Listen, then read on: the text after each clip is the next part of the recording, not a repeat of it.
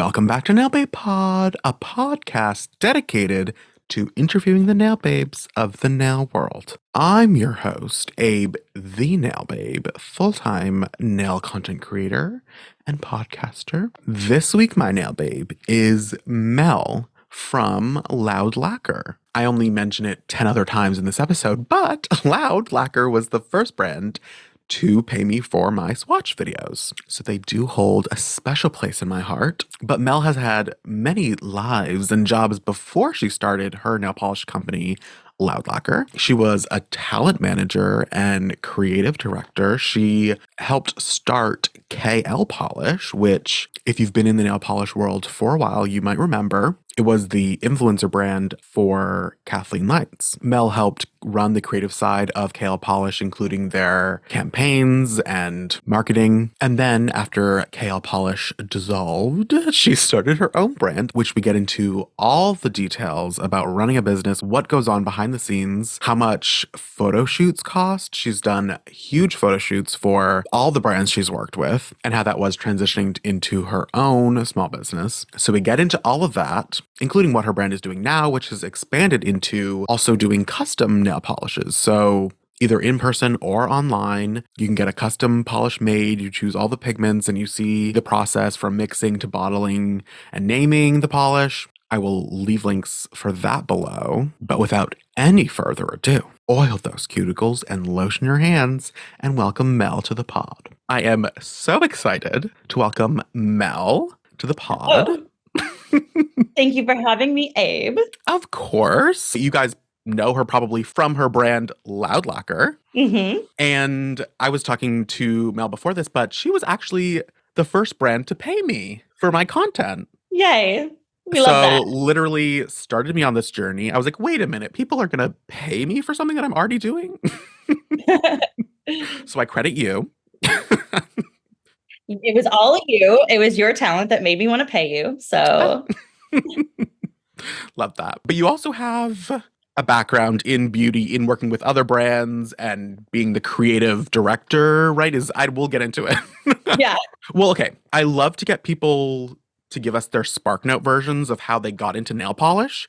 Yeah. But I think we could also do it kind of relating to how you got into the business, where you've worked, like kind of your whole, give us your life story in 1 minute. Sure. Just easy.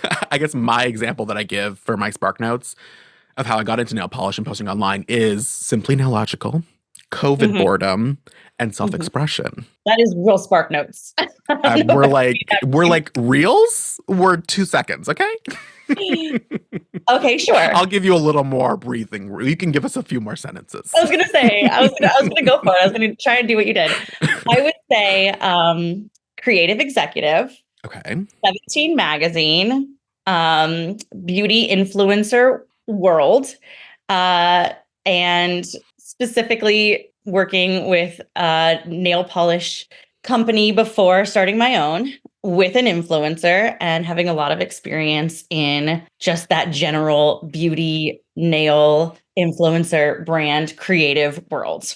So all of those kind of things combined. And one day I just decided to stop giving all of my ideas to other people and start my own brand. We love that. Yeah. I didn't realize you had a background in magazines. So I actually, yes, I started the 17 magazine YouTube channel.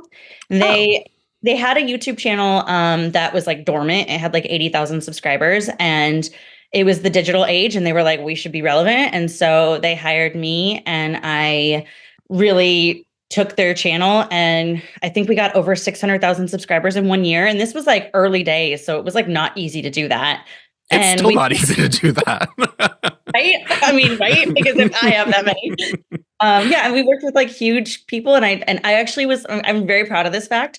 I was the first person ever to get an influencer on the cover of a national magazine. So that was something that I was very proud to do because it was very much bridging the gap between traditional media and the ugly stepsister, which was digital, and really kind of showing that the effort is just as much and the talent is just as much. And so that was something that I championed and I'm really proud of, actually. I feel like that still is such a topic even now today. I feel like there's still that, like the traditional media is like, no, no, influencer. But then you're like, but who's watching TV? Like it's like, but we're really the ones. Not that I'm like, whatever, but You are.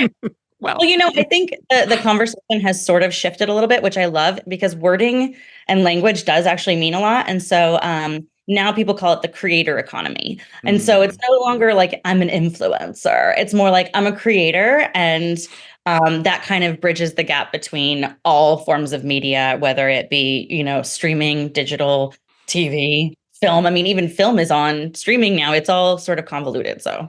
yeah. Who was the influencer? The influencer was, do you remember Zoella? Yeah. Yeah, so it was her, and then there was actually two, because this is how afraid of influencers they were. They actually took two different influencers and gave half of the magazines in the United States one, and then the other half, so that if one of them failed miserably, they could take the other one and put it across. So it was Zoella and God, I forget who the other one was. Oh, Bethany Moda. Okay. Yeah. Oh, okay. I definitely Yeah. watched Zoella, and she was like part of that whole like. I mean, everyone like knew each other and would like do collabs. That was like, Oh yeah. Big time. Oh yeah, the collab yeah. world was huge. But we did like a whole YouTube edition of the magazine. So they were on the cover, and then we had all kinds of YouTubers that were in the magazine, and we did features on all of them, and it Okay, was that's fun. iconic. I feel like that was like the time to do that. Like that was like the big thing was like collabs and like getting people and like sharing and like YouTubers. Like that was huge. You know what? A fun story is too. Another thing I'm pretty proud of. I had this show on 17 that I created called Hot Guys Showdown. And it was a bunch of like really small male YouTubers. And it was like this whole competition thing that was hosted by this girl, Lisa Lisbug. We did this whole competition, and I got to pick the guy that was going to win because it was my show. And I picked Charlie Puth before anybody knew who the hell he was. He was so talented in this like showdown thing. And so he won, and he got to be in the magazine, and he got to do this whole thing with 17.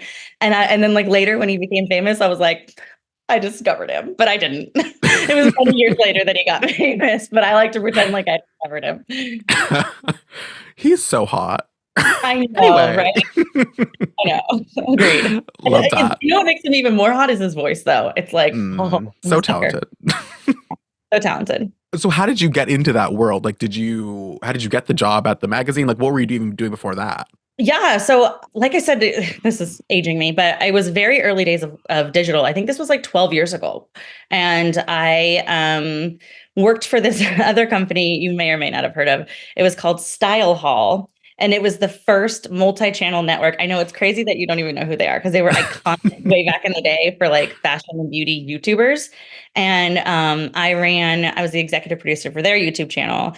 And then and I got that job because I was producing videos I was a talent manager, and I represented comedians, and they would write their own YouTube videos, and like, so that's how I started in producing. And then I got that job at Style Hall, and then I got the job at 17 from there. So it was kind of like right place, right time. And I was learning as I was going because it's like there was no, playbook for how to do YouTube. And so, but one of the things that I always knew and could recognize right away was that creating your own content on YouTube as a brand felt really inauthentic. And so using people who were already on YouTube and knew how to connect with their audience and sort of finding the elevated brand content that paired with the UGC content and like how to marry it all together. And honestly, I would say that that is the biggest thing that I started with my own brand. Is the first thing we ever did.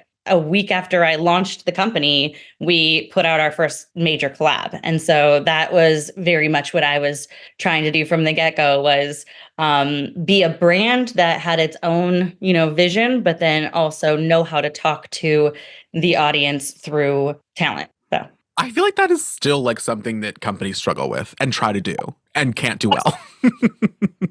yes, Like absolutely. you'll see like on TikTok now they'll be doing things where they're like there was some like I was like a car caught on fire and the whole thing burnt down, but like her Yeti cup was like Oh, fine. So then like they yeah, did a whole thing and I was like anyway. yeah.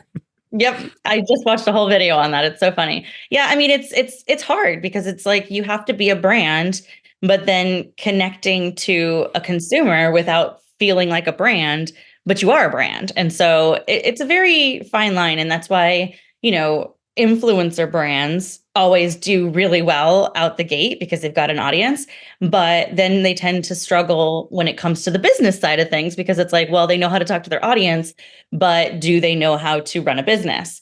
And so I feel like people are sort of starting to get it more now where it's like, okay, you have the person who's the front facing deal with the audience, and then you have the person who's the brand side. And, I will say it's difficult. Running a brand is not easy at all. Running a company is a lot. Yeah. Okay, so then I'm still like, go back further. Like, what did you, Okay. was this like also, you're like, you were talent managing for Uh-huh. comedians. Was that something you wanted to do? Like, what did you envision like for your career? Like, did you go to school for something? Like, give us Okay, well, all that. we'll go farther back. Okay, so I went to hair school. I went to cosmetology school, and I worked in Beverly Hills for 2.5 years. I was an assistant at like a major salon, and then when it was time for me to be a hairstylist, I think I was only a hairstylist like on my own for like 6 months, and then I was like, I'm not really into this. Like, I thought it was going to be way more creative. I thought I was going to like work on television and film, and especially in Beverly Hills, it was a lot of like highlights and, base touch up. Balayage. Yeah. I mean, not even at that time. Like that would have been more interesting. It was boring. It Okay. was not interesting. And so I loved beauty, but I was not into having it as a career. So I, at the same time, was married and he was a comedian and I was going to comedy shows all the time. And I loved comedy. And so I was like, let me just try and get a job in the entertainment industry. And no, I didn't go to traditional college. I remember my first job. Somebody asked me to fax something, and I was like, I don't know how to freaking fax something. So I like had to watch somebody else do it, and like I just kind of faked it till I made it. And I think I always had ambition and drive, and so pretty early on, I was like, scouting talent and signing talent even before like I was technically a talent manager. And then I got a job at a talent management company because one of the comedians that I was representing like got some big opportunity, which got me noticed. And so, I was working at this talent management company, which strangely was actually, again, this was very early days in digital. The company that I worked for opened up a digital side, and they're the ones that like represented like Shane Dawson and Fred and iJustine and all of like the very first sort of digital talent. They all worked at the company that I was working at. And so it was like I was working with comedians and they were creating digital content. And so I was technically part of the digital team.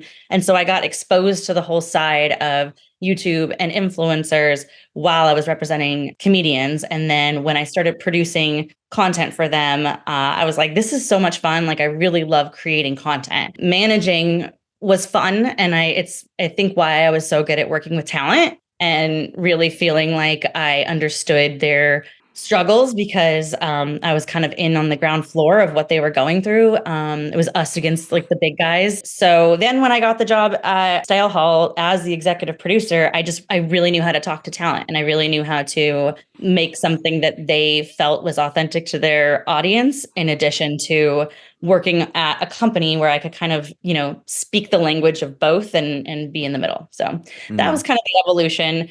Then 17 was like a big one. And then after 17, I worked again at more management companies in talent and beauty and fashion. And I started working with a specific influencer. And we can say her name because we have a perfectly fine relationship. I love her to death. I know that she's had, we've all had our struggles, but we always worked really, really well together. And that was Kathleen Lights. Well, I mean, that's not her real last name, but we'll go with that. We were working together at this management company. And when I was working with Kathleen, she asked me, do you know how to start a nail polish company? And again, I've just always kind of had that fake it till you make it mentality. And so I was like, no, but I can figure it out. And so I found her investors and we created KL Polish, me, Kathleen, and the investors. And they had it was them that owned the company. I was just the one that facilitated it, but then I was running the marketing and all of the campaigns and all of the content and the day to day of the LA operation. And so it was so much fun and I loved it. I absolutely loved it. I loved working with Kathleen. She was such a joy. And like I really wasn't super into nail polish necessarily at the time.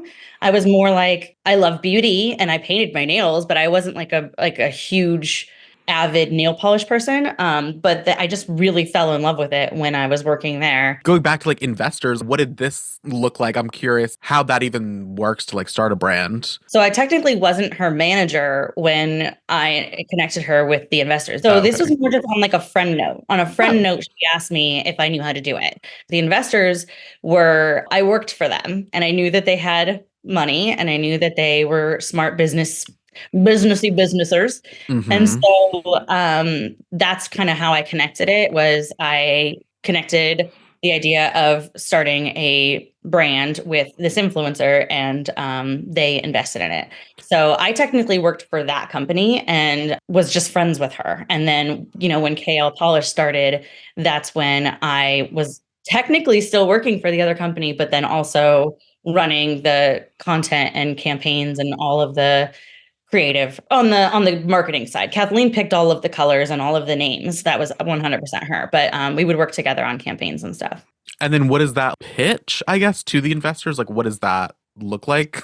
Yeah, I mean, I didn't really have to pitch them much Oh. because if anything, we pitched Kathleen. Like she told me she was interested in starting a nail polish company. I told them, and I think everybody at that time, like several companies I'd worked for, were all trying to figure out how to launch a consumer brand, especially when it comes to beauty and cosmetics, because it's such a good, margin of what it costs to make in bulk and then versus what you can sell it for. And so everybody was trying to figure it out. And so they were immediately interested when I told those investors. And then they went and found manufacturers and we got some samples. They were in Canada, the investors. Kathleen was in Miami. And so we went to LA, or they came to me, and I set up this whole presentation with all of these like nail polishes. And it was kind of just like, we're all interested in doing this, but like, let's make sure that, and that's kind of what I always did. That was my role, was constantly to facilitate, to be like, okay, here's the talent. This is what she wants. Okay, here's the businessy businesses, and this is what they want. And like, I was like the talent whisperer and making sure that everything went out. And that's kind of what my role was for a while, was talent whisperer. I mean, I had a really close relationship with her and it made it easier because talent doesn't always know how to talk to the business side, and the business side doesn't always mostly doesn't know how to talk to talent. So yeah, so that's kind of how that worked. But I think yeah, I mean, when we get more into my story, I think that that's a big kind of proponent in when I launched my own brand. What was really difficult for me was that I had always worked at very large companies and I've always had very large budgets and I've always just been the creative executive. And I think my ideas are bigger than my execution always. And so, I loved this role because I had, the business people handling the business side of things. And then I had a whole huge budget. And then, I could work with the talent to kind of put it together. And that was what I was really good at, was creating these giant campaigns and that went across multiple mediums. Like we did video on YouTube and we did, Instagram, and this was before TikTok, but it was a blast. Well, because I wasn't really into nail polish at that time, but from what I gather from talking to other people about KL polish, like it was a very like phenomenon. I don't even know. Like it was just like people still to this day like KL polish. Like it was amazing. Like I think it was because about like these branded campaigns and like and the colors plus the business people. It seems like the trifecta of like all three parts made it great. I don't know if you agree with that. I would 1000% agree with that. And, it's so interesting because I don't think a lot of people know this. So you're going to get the little exclusive on this too. So we all three had our roles. It was one main guy on the business side, and he was British, but lived in Canada. And they used to talk about how American I was and, read as loud and opinionated, which they would tell me all the time. which is honestly where I came up with the name Loud, because I heard all the time that I was this very loud American and that I just needed to shut up and do my job, basically. I love Um, that. You're like, I know. actually. I mean, that's 1000% where I came up with the name Loud. Was I was like, yeah, I am. But they were really good at what they did. They were very good. They went to business school. I learned so much from these people, like absolutely so much. Like I look back on it and I'm like, man, I went to business school while working on a business, like I Mm. learned all of the things. And like their role was to like keep track of like stock and like the convert, I don't know, like making sure we don't order too much or like sell what the like price, I mean, like what is all the stuff that goes into a business. The P&L, which was the profit and loss, and making Okay. sure that the money was a big one. And that's probably one of the things I've struggled with the most. I am a creative and money scares me. We had some huge things happen like behind the scenes that people didn't even know about. Our manufacturer had some huge like explosion fire where they had to shut down the facility for like a month, which meant our entire launch was going to be delayed, which meant it was going into the next year. It was like we almost had to close down because of it. And then we were also negotiating a deal with Ulta, and we were about to be in like 300 stores, and I was building the whole end shelf thing. It was really cool. Like I still have the pictures of it. It was like we went and visited all these different manufacturers. We did lots of different things, and they were the ones that kind of handled anything. Like when we decided we were going to do lotion, they had to find a whole other manufacturer for that. And then components, like where are you going to get the bottle, the brush, the this, the that. So anything that had to do with dealing with vendors or money or just any of that, hiring, even like whenever we would hire somebody, they had to sort of approve it and all of that. And then I think they were really good at what they did, and then I was really good at what I did. And I had a lot of connections in the beauty space. So at one Mm. point, I was handling PR as well. Like I set her up with a PR agency, and she wasn't great at doing interviews like this because she was so nervous about pissing people off, which is another thing that I later took to my own brand, which is like, I know I'm going to piss people off, but I'm never going to get to the place where I'm so afraid to be myself that I become vanilla. And I saw it happen firsthand, not just with her, but with lots of beauty influencers who had eyes on them. And they were so afraid to do what they really wanted because there was going to be opinions, and they had to have this image. And I was like, God, that sounds so suffocating. I like would rather there be people who don't like me than ever pretend to be anything other than what I am. Mm. So I set up a whole New York tour where we met with all the magazines and all of these publishers. And like, that's another part of what I did in addition to like the campaigns. And then she was fantastic at obviously having an audience and talking to that audience and like giving them what they wanted and the colors and the videos. Some of my favorite videos were just her explaining how excited she was about it. Like we did these fancy ass campaigns, but then like just her being her, she was wonderful and people loved her. And so we all, to your point, yes, we were all good at our jobs. And then what happens oftentimes in business is that everybody wanted to have more control. Like the Canadians tried to like push me out because I was loud and American, and they tried to find her somebody else to handle all the creative. And she was like, no, I'm not doing this without her. And then they had their squabbles because it was like, who's in charge? No, I am. No, I am. And that's when it all started to fall apart, was when everybody forgot that we were a team and tried to sort of get control of it. It ultimately fell apart, Mm. which is crazy. Oh, okay. So the thing I was going to tell you, which is the inside scoop, is that other company is who started Arosa Beauty. I've heard this. Okay, so all three of us started our own nail polish companies. Yeah. All three of us. So there's obviously Lights Lacquer, there's Arosa, and then there's Loud. And it's kind of fascinating because if you like peel the curtain back a little bit, knowing the backstory, it's like they have all the money, they're investors. And so they throw a ton of money into this brand that they have, and like just seeing kind of how that plays out. And then I obviously, am the creative one who has influencer relationships, but I'm not very good at business. And let's see how that plays out. And then there's the influencer who, I will say, she's been killing it, and I'm so proud of her and I'm so happy that she's doing well. But I think that if she wasn't at the place where she was financially, then because you can just hire people to do the other things. And so she wins. You just hire other people. But she's, yeah, like it's just kind of fascinating to see how the three different parts all started their own nail polish brands after KL. Well, you can definitely see what the priorities were in each brand, right? Yeah. Like I definitely, like you said, like Loud, and we'll get into like all these amazing campaigns that like really big and fun and like what drew me to the brand originally. And like same for, I mean, Lights and and like Oroso. How do you even say it? I don't know. I've Arosa? like Arosa? I don't know. I'm not. Arosa. I Yeah. literally Arosa? hadn't heard of the brand until that said post that says they're closing. Oh my God, I didn't know that. Oh, you didn't know this? They're No. closing.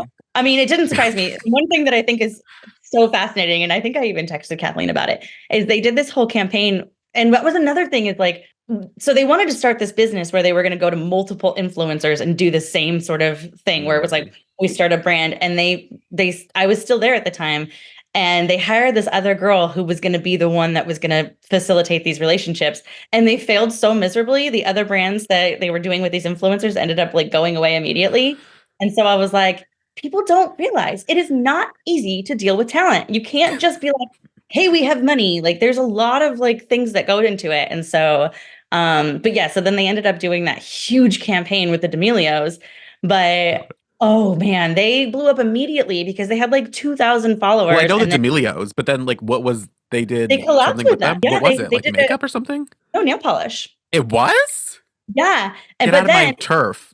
I don't know, like yeah, but the funny thing is it's like they blew up on Instagram because that's where the audience was, but their audience didn't buy anything. So they spent all this money, but it's like again, it's like this very complicated, like it doesn't just take influence, it takes the right kind of Well, influence. also like they're dance TikTokers. Like it was like why like at least Kathleen like had the beauty, had the like the audience Yeah. for I feel like D'Amelios is just like dancing in a room. Like, sorry, I don't know. I don't know the whole like, whatever. Um Oh my gosh. But okay, that's fascinating. I don't know. It's like I also going back to the whole thing of like influencers. It's I think when you have control over your image, over your whole channel, and then now you have to like be in these interviews or like be in this place where like other people are making decisions for you. Like I think that can be Yeah, scary for a talent or an influencer, right? for sure. Absolutely. Yeah. But I'm also wondering, like, I guess going back to like this triangle of like each part, like if there was times where like the business people were like, no, you can't do that. Like you can't actually do this campaign, or like where things would like leak into other people's areas, if that makes sense. Yeah. Yeah, all the time. I mean, I think some of the examples would be like it always came back to money, and it would be like I remember early days they wanted to run ads, but the ads were going to be just the bottle, and it was like very salesy, and it didn't sound like her at all. And we were like, "That's content," and they're like, "No, it's an ad," and I'm like, "Yeah, but it's still content. Like I don't know." And so It like has to that be would be entertaining. yeah, and I think that was one of the big things too, was it was like they were always interested in the bottom line. And me and Kathleen always saw like the bigger picture of like, well, you don't want to piss off your audience, customers, whatever, just for the bottom line. Like, you have to think of the big picture and what it's going to do long term. And so, yeah, I bled in a lot, but Mm. I think that trifecta had we all been in the same city or like I mean, I think that was really hard too. It's like we were all in very different places and didn't really interact with each other that often. And so when we were kind of siloed into our own things and we were just still like growing and doing whatever. But then once you get to a certain point where you're really big, it's like, okay, well, now I don't want that person to fuck up. I don't want that person to, whatever. And so then it did get kind of messy. Yeah. Well, I imagine, I guess it like grew really fast, right? I think that like also the catalyst to like have this all. Yeah, I mean, it did. Like, it was, I think what we were doing was very revolutionary in this nail space. It was a very sort of boring, like it was very different between there was like the indie brands who were doing cool things, but like not a lot of people knew of them. And Right. then there was the big brands that were like these, drugstore brands, but it wasn't really anything exciting happening. And so I think the fact that we came in and we were like, oh, drugstore brands, but like also we're relevant. Also, we're not just doing the same thing. Like we're actually like doing these big campaigns. I think it was just very different for the time. And it grew really fast and it was very successful. Like it killed it. And I kind of wish that we all hadn't, I don't know, whatever. But I ended up working with Kathleen after that. Like I produced a whole series for her on YouTube after KL Polish. It was called Cafecito.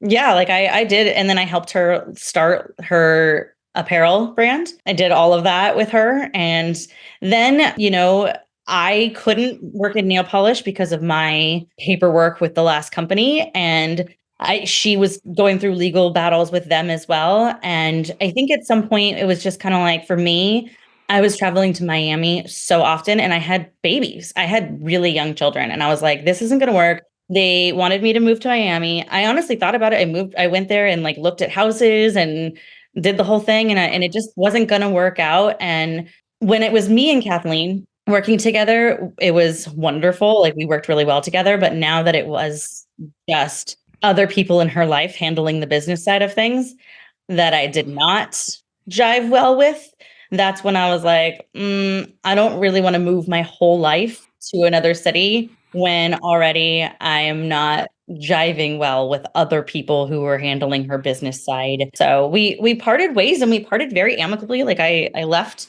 and and this is something I would change. I didn't tell her ahead of time that I was going to start a nail polish company before we launched, and I should have. And I was a coward. And I think that I just was afraid of I don't know. I don't even know because there was nothing like illegal about it. And obviously I had a very different vision. I knew that I wanted to be edgy, which was not her. She was anything but edge. And I feel like there's enough room in this space for everybody. We can all have our own brands and our own vision. There's, room for everyone to be nail swatchers because everybody does things a little different. And like, I didn't see a problem with it because I thought, okay, well, she's going to do her thing and she is honed in on what her brand is, like very much so. And I knew that I was going to do things very differently. But I think when I initially launched, people thought there was a lot of drama. And I think she probably was upset at first, but then eventually we talked again and we were like, oh, it's fine. Like I was like, I have no competition, girl. I have two people who follow me, two people. So. Yeah. How long was it between Kale ending and then starting Loud Lacquer? At least a year. Okay. At least a year, maybe even more. Yeah, because I worked with Kathleen for like a year after KL Polish. And then I stopped working with her. And like maybe 6 months later is when I launched Loud. But that was a while after working for KL because I was doing other stuff. And the way that I launched Loud was that I knew going in that nobody would know who I was or care who I was. And so I found an influencer immediately. And I didn't want to launch the brand with an influencer because I didn't want people to think it was her brand or that she was involved, like, on the back end of things. So I technically launched Loud with 8 colors and then 2 weeks later launched the branded campaign because I wanted to have, and I knew that launching with the 8 colors that I did, we were going to sell very little. And they did. They sold very little. But then I knew like how I was going to make a mark was through having collabs. And so that's why I launched it 2 weeks later so that I could pay my bills. I'm interested in the creative side of like branding Loud Lacquer, right? I love the branding, like 4-sided bottle spells out loud. I feel like you posted a thing of like with tape or something. Like what was what was that process? Like how did you come up with that and like work through the branding? I mean, that's where I felt like my moment to shine was. Like I wasn't sure about how I was going to do a lot of things, but I knew off the bat, like, this is my chance. Like I had been creating content for other people for so long and very strong brands. Like 17 had a very strong identity that I had to stay within. And, like I said, Kathleen was very safe. I mean, like if you look at the brand now, it's like very like light, airy, like minimal. Yeah, which is very chic. That's very, exactly. Trendy. And Yeah, exactly. Which I didn't want to, I wasn't trying to do it for anybody but myself. I think for me, it was like, this is the time where I can finally do exactly what I want. And so I thought about, I had a whiteboard with like a whole, like, what are the names going to be, as one does. And I kept coming back to the idea that I had been called Loud, and another thing, like our color Sharp Elbows. Oh my God, it's so funny. If you see the way I'm sitting right now, I'm literally sitting like this. I just realized. I had a male boss early in my career who told me, basically he was telling me not to be a bitch. And he was like, you have very sharp elbows. And it was supposed to be like, watch out.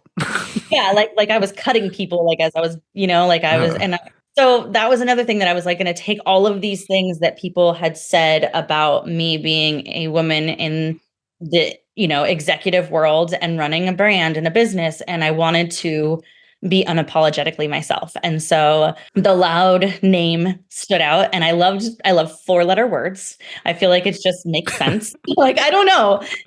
Like, it just like, it's easy. It's like you remember it, it's loud. And then with the letters on the bottles, I actually think, to give credit where credit's due, I'm pretty sure that was my ex-husband's idea. He was a amazing creative as well.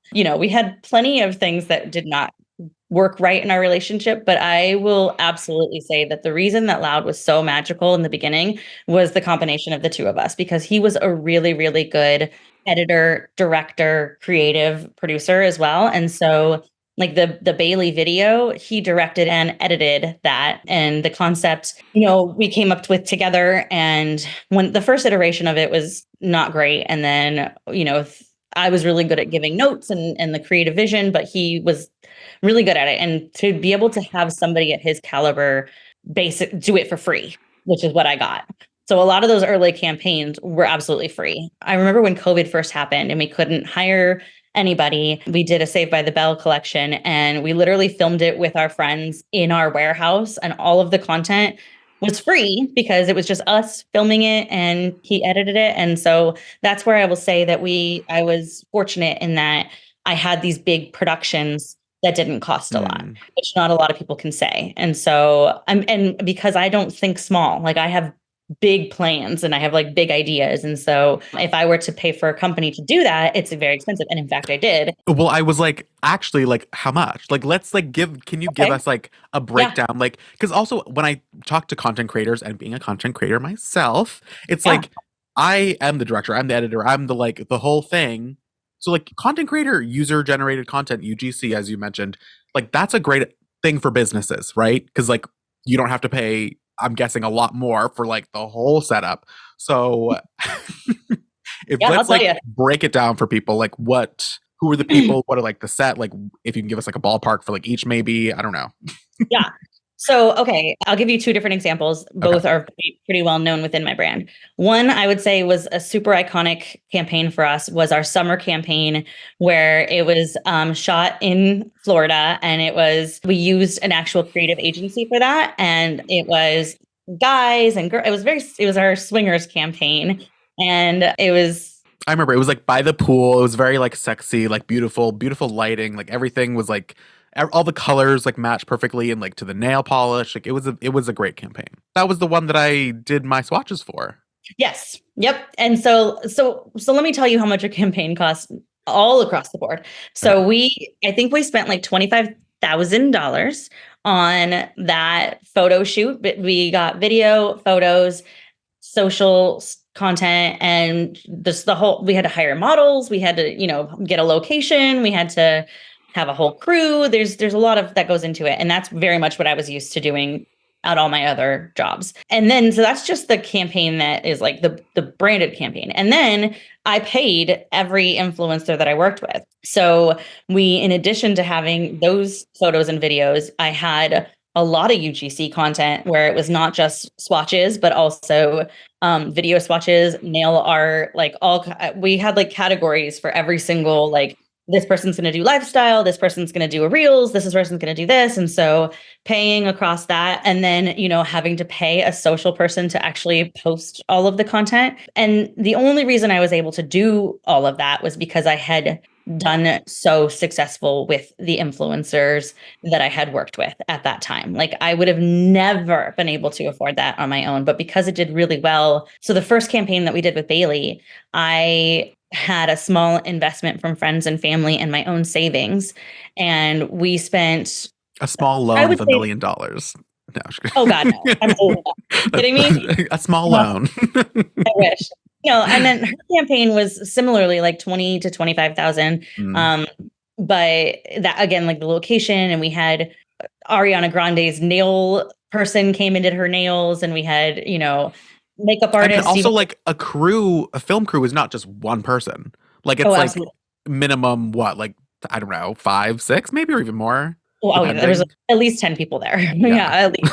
And then for her next campaign, which was the other one I was going to talk about, we pitched her an idea for Aqua Tofana, and she had so much fun with the first video. And then she was like, I love that idea. I also have this other idea. And we're like, oh, we love that too. And she's like, can we film them both? So we actually had two videos for Aqua Tofana, which meant that we had 2 days at a location at a vineyard in Temecula with a crew of 10 people for 2 days at a time. We had to hire like a drone. It was like it was real freaking expensive. Not to mention the fact that I'm paying the influencer. So, like, that is a huge chunk as well. So, I'm paying for the video, I'm paying for the influencer, I'm paying for the swatches, I'm paying for, UGC. And so, those were very big expenses for somebody who was paying for it out of the profits that we made. I didn't have a company backing me. And I think that was I will say that one of the hardest things for me was I went into this brand as if I was an executive working for a big company instead of as a small business who was starting out and learning. And I made so many mistakes early on that are mistakes you have to make. Every business makes, learning mistakes in the beginning, but you're not spending the kind of money that we were when you're making those mistakes. And so we did so well with Bailey. And then we had one influencer campaign. And the other huge expense is the product.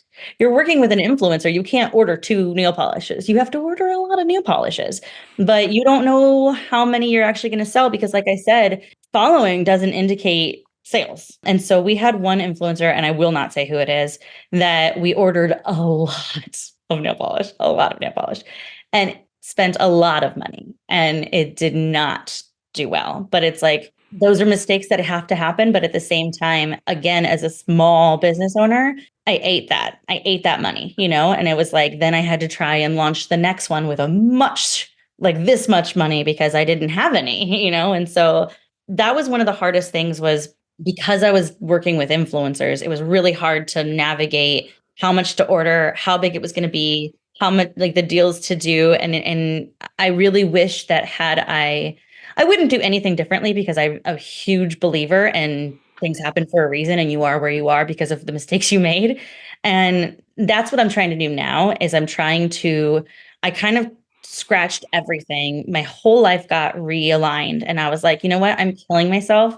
I don't have time for my kids, and I'm so stressed. And like, who am I trying to prove anything to? And so I really scaled back a bajillion and was like, I'm going to start building this business as if I was a small business starting from scratch. And that is what I've decided to do, is like, I'm no longer going to do massive campaigns. Eventually I would love to. And if I had a backer, if anyone wants to give me $1 million, then I could do amazing campaigns. And I feel very proud of the fact that people know I'm capable of it. I can't do that as my own brand. Like, it's really, you hear of massive brands going under because they don't have fluid money, because things happen, the economy goes down, e-commerce is no longer popping, the algorithms are changing, our following freaking gets stolen by somebody in Turkey, 30,000 followers in Turkey now. I was going to talk about this, but shit happens, man. Crazy. And like, I just couldn't do it anymore. Honestly, I just was like, I choose happy. Yeah. Well, because I think it, from the outside, like, it did seem like, oh, this is they're a big brand, like they're doing these big moves. But then, like, at the same time, it's like, no, sorry, like, we're like a small, just 2 people, or like, so then you're like, wait, so like, what's happening? Like, yeah. wait. Even you were confused. I know. So like, I imagine it was like which hat do you want to try to like put forward, and like, they don't necessarily, it's like you can choose what persona you want to like forward to, but then sometimes I feel like that was like made it worse, because then like anyway. But no, you're absolutely right. I mean, I think that back in the day, it was like, fake it till you make it, and that's always been my mentality. And so I didn't like to be honest about the fact that we were pretty small. Like, we were always small, and people assumed we were this massive company. And I couldn't, even in times where we were struggling with different things, I couldn't be like, oh my God, if you guys don't buy this next campaign, we're going to go under. It was like, but then it was just a roller coaster. It would go up and down. So whatever. That's what happened. Yeah. And then, I mean, that whole, like, there was like a whole like shipping thing, right? And then, like, you said what happened with the followers? How did that happen? Someone stole your account. Mm-hmm. Yeah. So I'm terrified of this. Yeah, and honestly, I will say this is a huge thing that I tell people all the time, but it was kind of a blessing in disguise. I will tell you that. We had as many followers we did because of the influencers we worked with. Mhm. Like we did giveaways and things, and so these weren't people who were like, I am dying to follow you. It was more like I've followed you because of a giveaway or because this influencer told me to. And so I think that there's a good side to having a lot of followers, which is it gave us a lot of opportunities. More influencers would want to work with us because I think we had like 35,000 followers, and that was just on Instagram. And then we had a lot of views on YouTube. Our subscriber rate was low, but I think we had like a ton of views. So yeah, the first time that we had an issue with Instagram, it just wouldn't let us in for like 30 days. And that's when we started the second account because we were like, oh, it just won't let us in. And we thought it was gone. And then it just randomly came back one day. And then, yeah, when we were at our peak at 35,000, somebody sent a link and, I had multiple people working for me at this time and somebody from Turkey took over the account. I did all of the things I was supposed to do. I had friends who worked at Instagram who were pretty high up and they were working with me and I had to like send a picture of my face and like it was so many steps and nobody could get it back. And this guy was like, if you don't give me, $10,000, I'm gonna delete your account. And I was like, have fun. I'm not giving you that.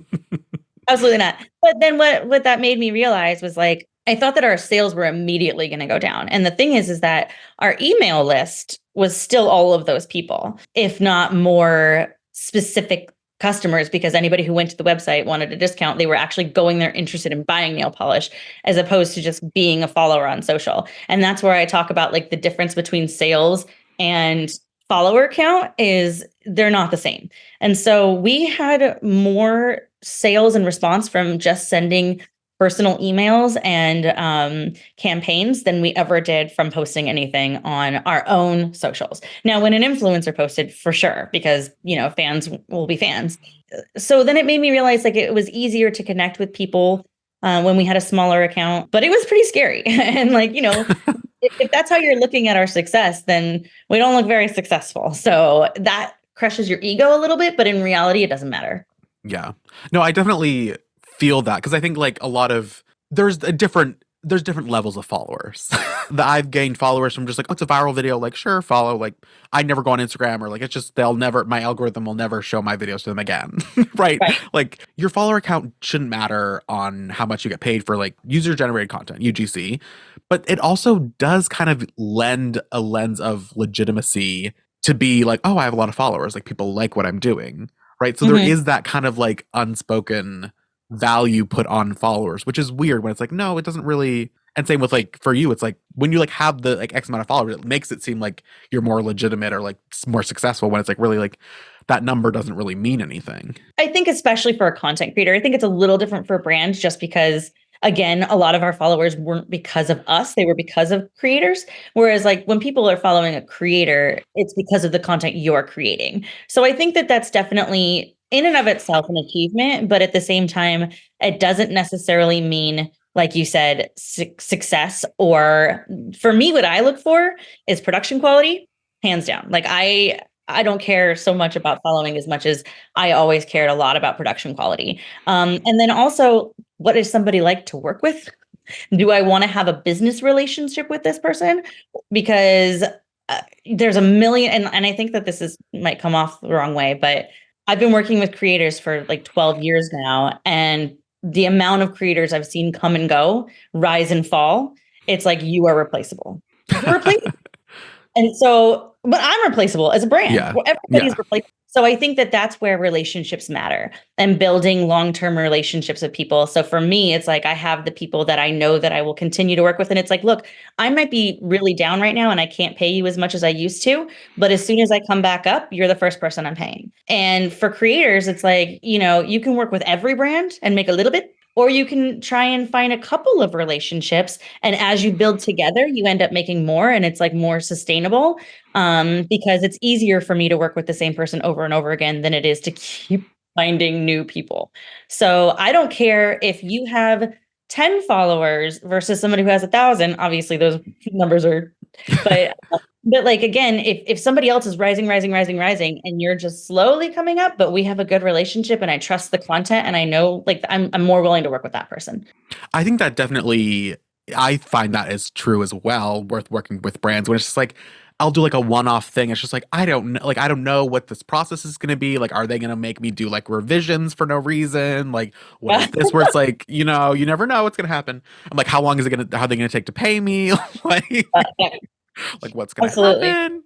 But like with people I know, it's like, okay, yeah, we got it. Like we have a shorthand. Like even though it Mhm. is kind of frustrating when you get a new, sometimes people leave the company and you get a new person you're working with. Yeah. So like that's kind of like, No, yeah, absolutely. I mean, and that's why even for me, even when I had people who worked for me, I still always had a personal relationship with every single person, every creator that I worked with.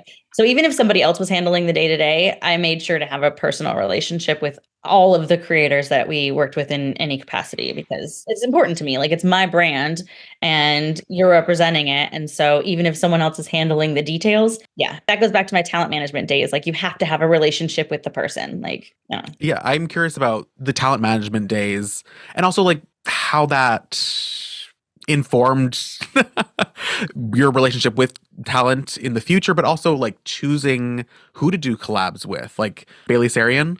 Uh-huh.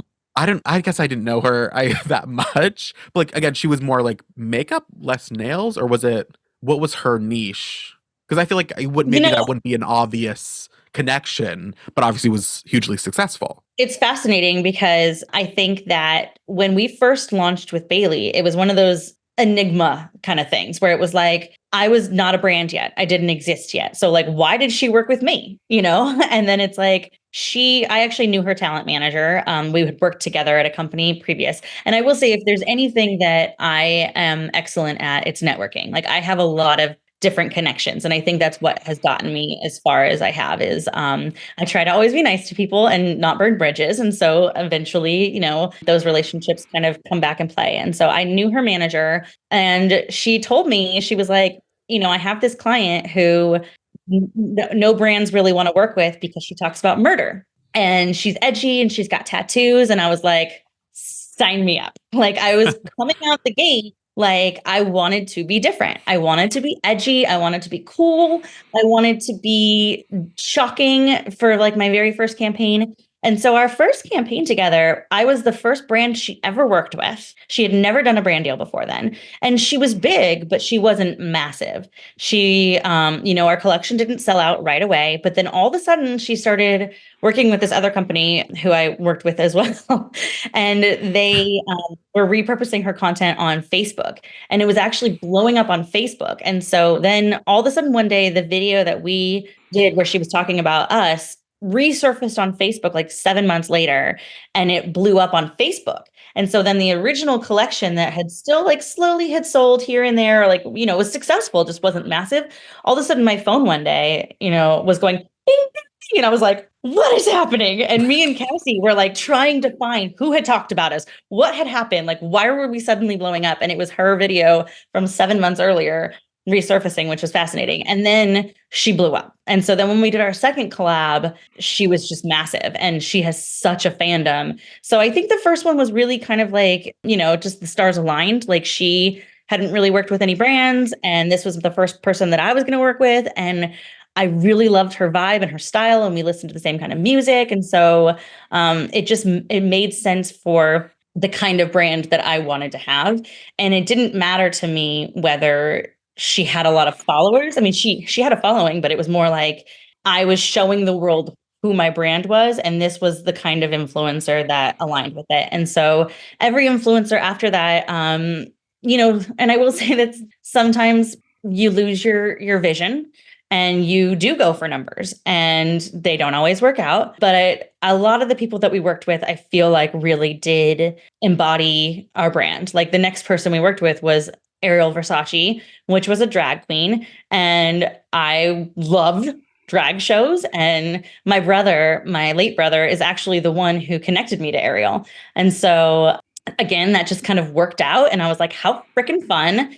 And it was really fun. And he didn't really have a huge following, but he was known because of being on Drag Race, but he didn't have a huge following. But it was such a fun campaign to work on that it was like, again, like I don't really care about that side of it. I'm trying to build this brand and I'm trying to build an image and kind of standing out from the crowd. I mean, what other nail polish brand was working with drag queens? The answer was none. So I wanted to be that. I felt like maybe this is just me being a snooty brat. I don't know, but I felt like back then every nail polish brand that I paid attention to, and there's definitely exceptions, but for the most part, they were all very like proper is a good way to put it. And like every time you looked at a nail polish Instagram feed, it was like it was just the hand holding the nail polish and that's it. And it's like you could intertwine any brand and it just nothing was like, and to me it was like that's not who I was. Like I wanted a brand I could relate to. I wanted a brand that was messy. I wanted a brand that was like edgy and fun and was like this isn't what an Instagram feed looks like and that's exciting. And one of my favorite publications to follow at the time was Plastic. Do you know who Plastic is? I don't think so. Oh my God, look them up on Instagram because I literally have so many pictures from their Instagram in my original pitch deck where I was like, I want to be weird. I like one of the first pictures we ever took for an ad was like a hand next to a foot. So that like immediately, yeah.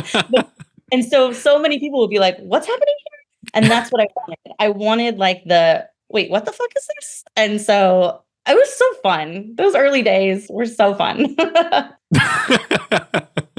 It sounds fun. I'm curious about the progression of the brand. What do you mean by like the progression? Like, I guess it sounds like you were like, you can be honest with me. I won't get offended. I mean, so it's like you have these huge like campaigns with the influencers and it seems like you like put a lot of money into that. And then it's like you're using that profit or like that return like to pay for the next one. So it's like you don't have a lot of room. So it seems like maybe there was some, and like what you said, like some of them didn't perform as well. So you had less for the next one. And then it seemed like there were some other things, like, I don't know, there was like a whole shipping thing. You had to like move the whole company and like restart in like Waco. Now it was like a whole thing, which is like fascinating as like a business side too, of like what decision are you making to like try to future proof or like why would you make that like decision? Yeah, absolutely. So it's hard because I don't want to make it sound like these are excuses. I think that these were all learnings. Right. So these are things that happened, but a big part of why, we were successful and weren't successful and whatever you even want to call success is because of decisions that, ultimately come back to me. And so I own that. But I will say that, there was a couple of things that really happened that completely just crushed us.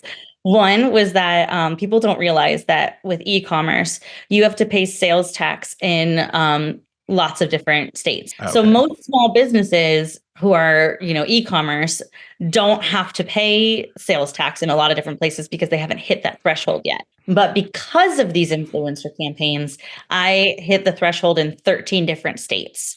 So it was very hard to manage basically being a brand of this caliber during these time periods and then a brand of this caliber during other time periods. And there was a huge gap. And so it was like, had I worked for a big company and done the whole influencer thing like I did, I think it would have been very successful. But for me as a small business, it was too expensive. Like I didn't have the money to pay for, and then not only do I have to have sales tax in 13 different states, I have to have somebody manage that because some states charge you quarterly, some charge you every 6 months, some charge you weekly. So it was a lot. And then accounting, and it was just so many, the more money you make, the more money you spend. And it was a lot for me and, two people at the time to handle. And then another thing was we got a lawsuit, which people think is like, says something about people think it says something about my character, but like you're nobody in Hollywood unless somebody hates you. And the moment you get sued, you've made it. And so we had a very large lawsuit from an old advertising agency, and it was baseless. And absolutely, our lawyers were like, if you were actually to go to fight this, there's no way they would win because there's so much proof like about that it didn't make any sense. But that doesn't matter. When somebody brings a lawsuit against you, you have to pay to fight it. And it's very expensive. Lawyers are incredibly expensive. And so this guy actually had a friend who was his lawyer. So he was basically just trying to bleed us out, which sucked. Can you talk about what it was about? Yeah. So, I mean, basically, he thought that he should get a huge portion of the Bailey campaign because we made a bunch of money from that campaign, but it was like, yeah, but she was the marketing and we didn't have a contract. So it was like, technically you were a consultant who was doing our ads, but like he was trying to say that we were in breach of contract, but we didn't have a contract. And I was like, Okay. so show us the contract. And he was like, well, I don't Yeah. have one. It was assumed. And we are like, no, that's not how it works. Yeah. Anyway, But that's a lot of time and effort and money, right? That's just like, and plus he sued us in New York, which means I had to hire a New York lawyer. You can't just hire, it had to be somebody to file the paperwork in New York. It was a whole mess. And that really, really was difficult. And then you the didn't have a shipping, contract with Bailey? no, with him. He Oh, was a okay. consultant. So we hired him on a consultant basis, but he was saying that we were in breach of contract as if he was like our full-time advertising agency, but he wasn't. Oh, okay. Yeah, and we 1,000% had a contract with Bailey. Yeah, I was like, wait. Okay, Um, yeah. yeah. And then another huge thing that happened was the shipping thing, where this company, because we were getting, and again, it was like, remember, like the loud here and then the loud here. When we had these influencer campaigns, there was no way that we were able to ship it ourselves. So we had to hire a company. And like that was sort of the business model of the company, was to do these influencer campaigns. And so we had to have, people the ability to get those orders out. So we hired this company and they were just constantly messing up. Constantly. Orders were like months behind, and like it was a mess. And so that sucked because I vetted them. I even paid a consulting firm to find us the right shipping company because I wanted to make sure it was a good fit. Anyways, it's boring, but it was very I expensive. mean, these are all the things that like you don't see in a company, right? That like you just see the campaign, but then you're like, wait, but like all the stuff that goes into it. And like not I'm like, yeah, like part of like for the back to me, the podcast where I'm like, oh, it's just like, oh, you just put up a podcast. I'm like, the scheduling, like all the things Yeah. that like you're like, how I didn't think about this. Like I just think about like a fun, like talk to somebody and like it's fun. But like you're like, wait a minute, like all the stuff that goes on behind the scenes, like you just don't know about it, or no one like talks about because it's boring, or it's just like that's what you have to do. Like that's just what it is. But like you Yeah. don't think about that. And if something goes wrong, then it's like even more. 1,000%. And it's like the amount of times that I've said that I wanted to start a podcast, and then every time I go to do it, it's a lot of effort. It's a lot of freaking effort. So I commend you. I know what you're doing behind the scenes, and you're doing, you're killing it. I love it. But yeah, so that was a big one. And then the biggest thing of all, and again, like I don't want to use this as an excuse, but the moment that everything changed was when my brother died. And that was right when the shipping thing had happened. And I actually flew home to deal with it. And that is when I sent an email to everyone telling them about the shipping. I was in my mom's living room, just bawling my eyes out. And it was like so many things were piling up about this company. And it's like normal Melody would be like, okay, this is happening. This is what we're going to do. This is what we're going to do. But my entire soul was ripped out and I couldn't do anything. And then when I got back from California is when personal things beyond my brother started happening, and I got divorced shortly after. And personally, I just had so many things happening in my life that it was like all of the things that go along with business that I signed up for. And I'm nobody special. Things happen to people. And at the end of the day, I was like, it's just nail polish. And I just realigned all of my priorities. And it was like, I love, and I've almost quit so many times, more than I can tell you, because of these personal things. And what always brought me back was people, our Babs, saying like, I would get messages like, I know you're hurting, but just wanted you to know like how much this company means to me. And then I would get messages about, feeling included in a community. And it always brought me back, and it always made me want to keep trying. And so that's where I think a lot of people were really confused, and understandably so, is that it felt very, they're quitting, they're not, they're dying, they're not, they're here, they're not. And that's because that's what was going on. Like, honestly, like I was not in a good place at all.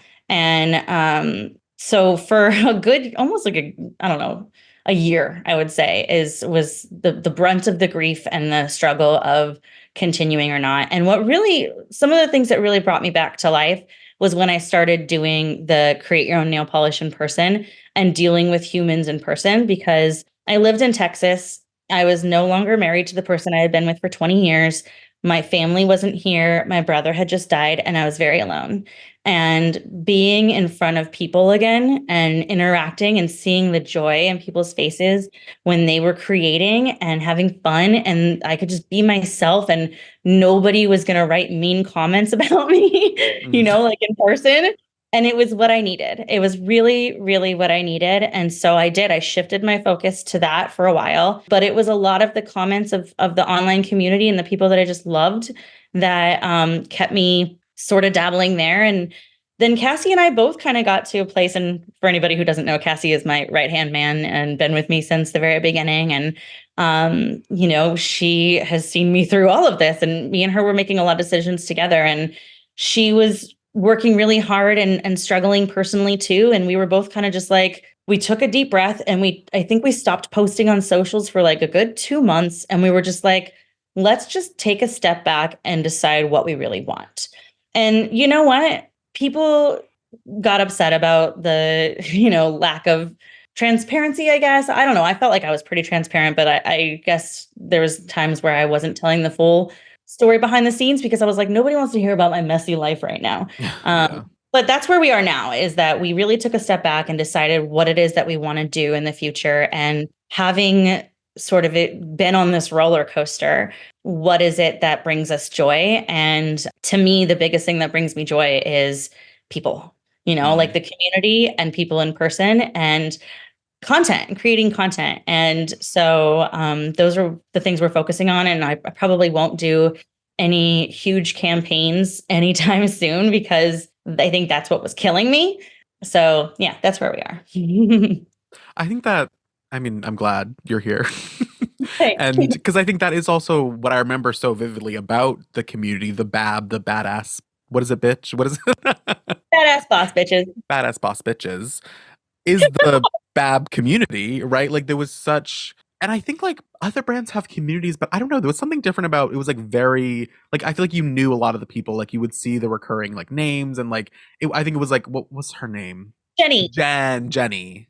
Yeah, Yes, yeah. Jenny. Love Jenny. She was like I feel like she was like really like I feel like in the beginning too, she was like cheering me on and like so I feel like there was such a great community there. And I think that goes back to like the whole thing with like the followers. It was like, no, like we still have the community. Like we just had this number. Like it's really about the people and like the joy about like doing nail polish. And like I even now, like it's like, yeah, sure, I do like work with brands, but it's like, no, I still enjoy this. And like it's more about the community that like I enjoy so much about posting online. Right. Yeah. Like that is the thing that I love, and now getting to do that with this podcast. So anyway, Mhm. I think it's commendable, right, to like go back and be like, no, it's about the community. Like it's about these people. Like we want to share with other people and like create and have fun with nail polish, right? Like you built this whole like mobile truck thing. Like I want to hear about this too. Like this is iconic.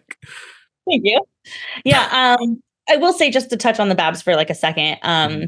People people think like badass boss bitches means like you have to go out there and hustle culture. And maybe there was a moment where I did think that because I was hustling. But to me, that's not what a Babs is. To me, it's kind of like, again, if I look at my daughter going into school every day and being like nervous about like, what are people going to think? What are people going to say? And just thinking about my own brand and like, trying to be authentically myself. I think that that's more what a Babs is somebody who is unapologetically themselves and just doing what they love and being who they are and not worrying about what other people think about them. And another huge thing is lifting each other up. I've always been huge about that. Like, again, there's enough room for everybody. And how can we be cheerleaders to each other? And this world is hard enough as it is. Let's come together and like support each other. And like, I try and buy from people when they have new things that are exciting. And I try and do, we try and be cheerleaders as much as possible. And so I think that was a huge proponent of what made our community so special, was that we really were championing each other. And so I'm proud of that. And I will, continue to love that always. But so what we're doing now. So now our company is loudbabs.com.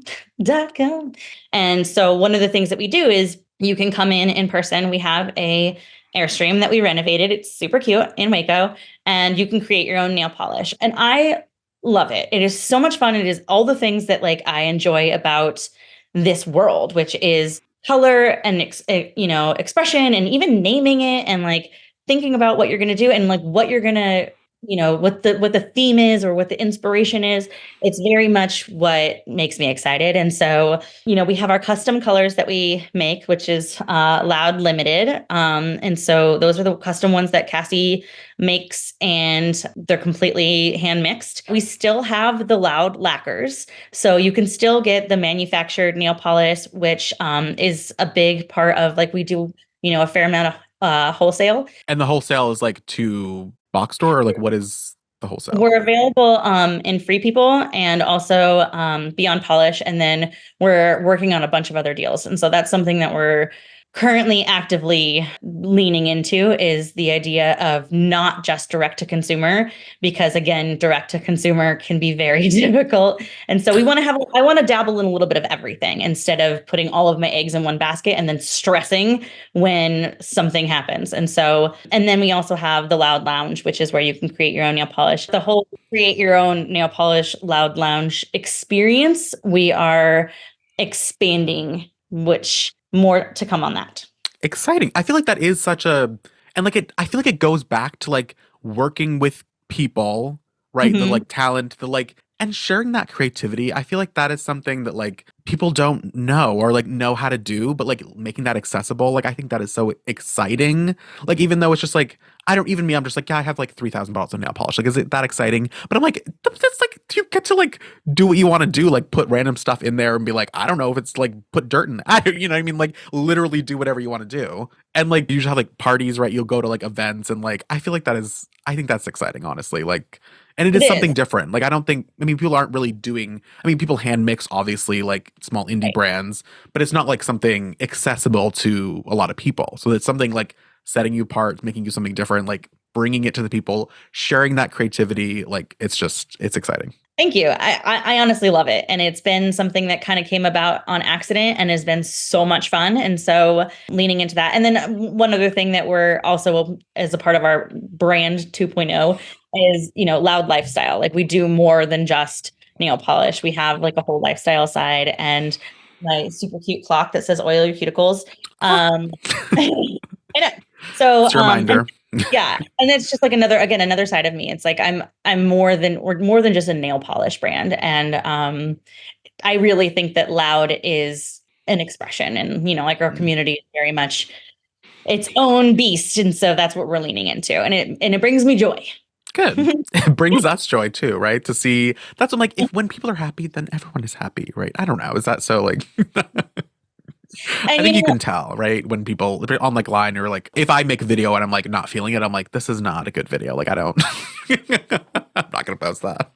I really, on a personal note, I'm, was in it, like I said, a very hard place for at least a year, maybe even longer. And now I'm in a very, very, very good place. And so I'm re-energized, and I feel like I am able to give this my all again. And I'm excited to give it my all. And I think that's why we are very clearly defining we want the future to be. But I am so jazzed, and to everybody who sent messages during those dark times, like, people don't realize how meaningful it is, and I'm just so grateful for our community, and for just nice people in general. But like you said, people don't know, even if they think they know, they don't know everything that's going on behind the scenes. And so I always just encourage people to give people the benefit of the doubt and be kind.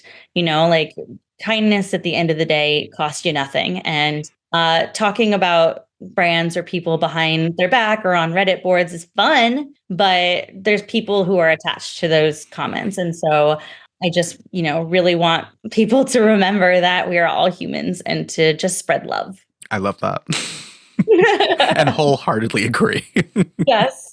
People in my comment section Oh my need to gosh. learn. I know. It's difficult. When it becomes personal, then it's like people like will just make fun of like whatever. And it's like, I don't care.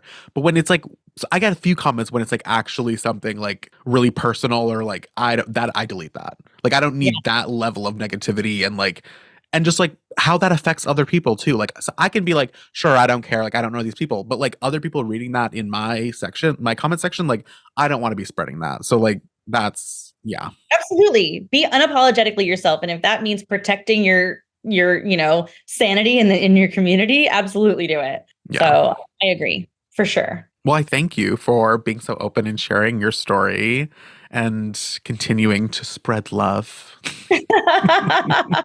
Loudbabs.com. On Instagram, it's what is it, At Loud Babs? Babs. Loud At Loud Babs. Babs. Yeah. And also on YouTube and TikTok and all the places. And right now we're doing our 12 Days of Christmas, which is all custom hand mixed colors. And I'm filming a reels for every single one of them. So Cassie is making them and I am showing you how they are made and they're really fun. So check us out. Yeah, it is exciting. It's really And if fun. people want to do the hand mixed Loud Lounge, that's in Waco currently, correct? They can do it in Waco or they can book a virtual appointment with Cassie and she will make it from anywhere, including international. We've had somebody from Scotland do it. Oh, okay. So anyone can get their custom nail polish. Yes, they sure can. They can name it. And we do glitters, shimmers, hollows, creams, all kinds of fun things. So I know it can be a little intimidating to be on video with someone you don't know, but honestly, Cassie is down to earth as it comes, and she will help guide you to anything you want. And it's a really, really good custom Christmas gift too. If you have like an inside joke with somebody and you're like, Ashley likes pink and she likes to be called a biznatch, then you make a pink polish called biznatch and you are the coolest friend ever. Actually, that's a great idea. I know. It's actually really fun. Also love Cassie. Like I've been on some meetings with her and like you go live all the time and like she's amazing. So yeah, love Cassie. She's my yin to my yang. Well, thank you again. Thank you. This was so much fun. You're a very good interviewer. It was very casual. I felt very comfortable. Oh, you were wonderful. Good. Okay. I feel like we really got the life story here, and I'm here for it. I feel like I was vaguely aware of what was going on with Loud Lacquer, but it's fascinating to hear the behind the scenes and all the things that it's not necessarily fun to talk about, but I'm glad that we have this forum so we can learn more and share with each other. So let me know your thoughts down below. Leave me a comment, leave me a review. Again, all of the Loud Lacquer, Loud Babs info, including the custom mixed polish links, will be in the show notes. And now for some comments. But before we do, I did want to give a shout out to Emily. We were DMing on Instagram and she mentioned she was going through a hard time and needed a little encouragement. So we're here for you, Emily. We support you. We love you. I know it's not much, but I hope you can find some joy in the little things. I know I always self-soothe with a good meal. So eat something good tonight and paint your nails. Why not? Hannah Joelle says, absolutely iconic. This might be my favorite episode yet. Thank you for sharing with the world, Abe and Hannah. Hannah Rocks It episode by YouTube Views 347 says, just brilliant. This makes me happy. Well, I appreciate you watching and I will DM you later for views. Is YouTube listening? I'm kidding. I won't. I love Fresh Paint says, Chen is such a wonderful person with an amazing heart. Love the podcast inception. Well, thank you. Completely agree. If you guys don't listen to Clawgasmic podcast, you're missing out. Of course, my favorite episode is the one with me. Well, thank you again for listening. Thanks again to Mel for sharing her story, and I will see you next Thursday.